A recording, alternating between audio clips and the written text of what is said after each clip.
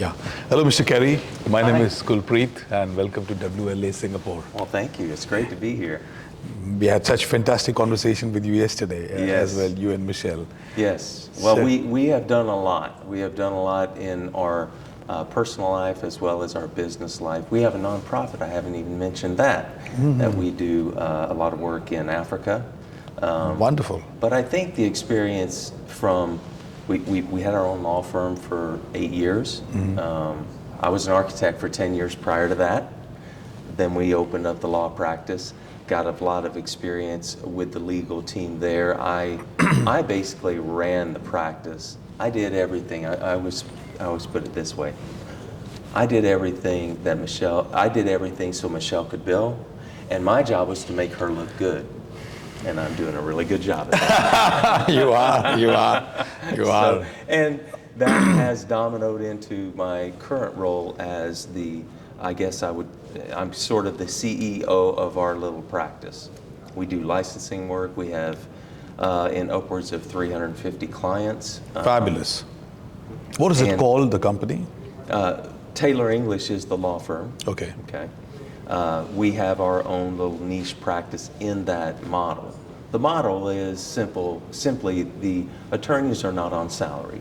So they get a split of what we would call origination. So every dollar they bring in, most people are at a 70-30 split. So they get 70%, the attorneys get 70%, the business gets 30 to keep the lights on to run the business. It's quite fair, I think. Right, and so everyone seems to work well with that. If they don't, if they're not accustomed to working and getting their own clients or getting work, they tend to wash out. But we have a good core group of folks that understand the business. They understand what is required, and it's been great for us. We've been there almost 20 years now. Fabulous. And how's been your experience at the conference? Oh, it's been fantastic. Made friends and enjoyed yes. some sessions? Oh, yeah, great. I mean, and what I like about it is everyone has a very specific and different expertise. I just was speaking with someone in there, they're a tax lawyer. I pay taxes, but I don't know anything about the legal side of it. It's been great to hear that stuff. There was someone just now that spoke of arbitration. Very interesting stuff. And so I think for me personally, I like the fact that there's just a lot of different people in the same area that have a unique skill set that we can all draw upon. I mean, it's fantastic. I love it. So we actually worked very hard last few months to curate different kinds of interesting sessions which can be valuable for the participants. And when I get feedback like this, as one of the co-founders of the organization, it really makes me very happy. And we're also trying to find regional partners, and we have now some founding partners in this conference. We had a meeting with them yesterday, and we want to take our goals, from the global level to the regional level. The overall objective being knowledge sharing, not just contacts, building contacts or exchange, but more valuable than that, being part of an organization which believes in something which is of value to all of us as a community. And in that space, also it's doing well. And that is it. Do you have any specific maybe ideas or suggestions that that you might like to give on the basis of the participation that you've done here? Presentation? Not presentation, but the global organization, maybe the objectives, maybe, Yeah, I can speak on what we do in our nonprofit, which I think is pretty unique. We're in the United States. We love animals.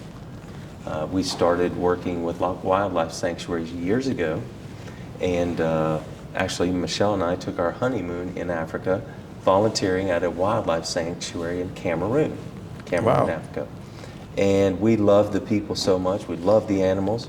We came up with the idea that instead of just giving money to these sanctuaries to support the animals, we wanted to somehow help the people.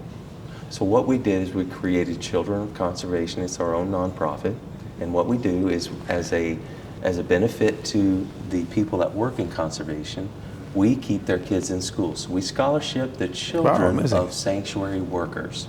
Great. And then the concept is that if we can get the right people educated, and that is the children of the sanctuary workers that work with animals, then they can grow up to be leaders because they can get jobs and enact some change that will help the animals. Correct. Well, we now have how old is this, if I may know? we're 16 years in, I think now. We are in 5 countries. That's some passion. We have 8 wildlife sanctuaries that we support. We're well over 5,000 kids now. And it is fantastic. We just built a school, our second school in Zambia at a wildlife sanctuary in Zambia. And fantastic. In fact, I'm so impressed. We've done so much work there that I was actually awarded a Lifetime Achievement Award from Dr. Jane Goodall, who is the chimpanzee lady. You might recognize gray-haired woman. She just turned 91.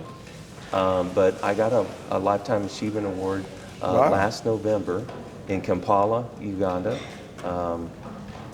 And so from a global stage standpoint, we do a lot of work that is outside the scope of what we do as lawyers or as mediators. It's just something, it's a passion project of ours. And so we've been able to navigate a lot of different things. And we're tickled to be here. I think this is fantastic, but this is just one of the many stories that you've probably heard over the days of individuals that are doing great things around the globe.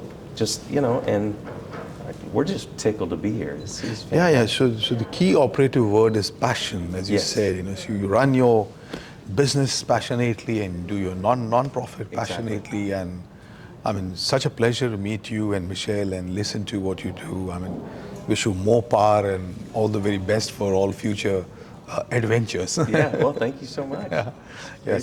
Lovely to speak to you. Okay, Kerry. good. Yeah, thank you very much. All right. Thank you. Was that good? You're fantastic.